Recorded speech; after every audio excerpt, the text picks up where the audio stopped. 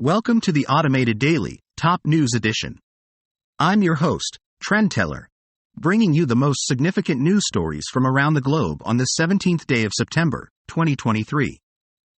Buckle up, folks, we've got a lot to cover today.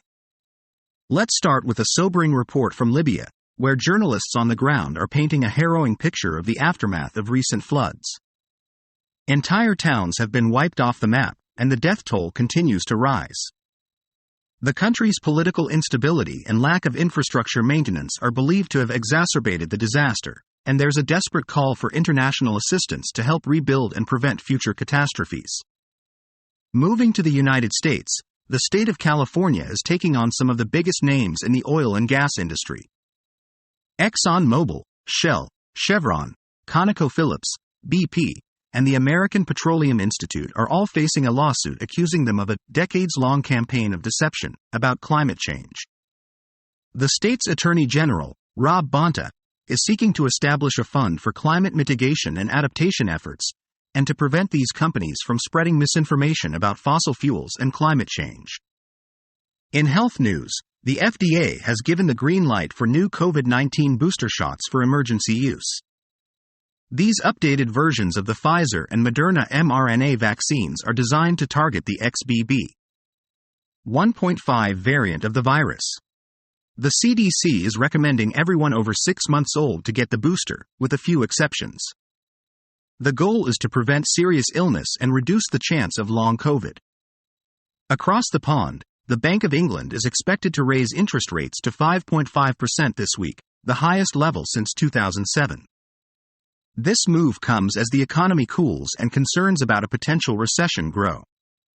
However, with inflation in the UK remaining high, the bank's decision is far from straightforward.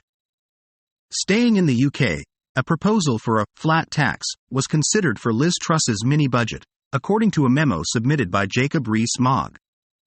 The plan, which was ultimately rejected, would have seen all workers pay just 20% of their income to the Treasury, eliminating the 45% additional rate and the 40% higher rate of income tax. Back in the U.S., a tragic incident at a New York City daycare center has left a 1-year-old boy dead and 3 other children hospitalized.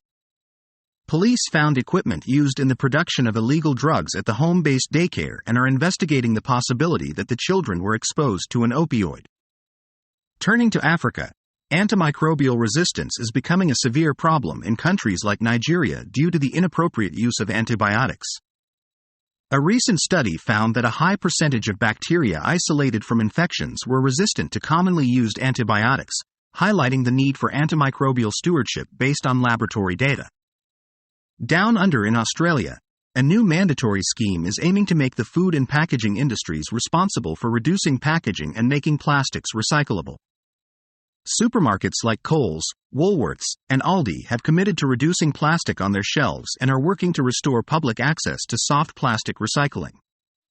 Finally, we have a personal account of a woman's battle with sepsis, a life-threatening condition caused by an extreme immune system response to an infection.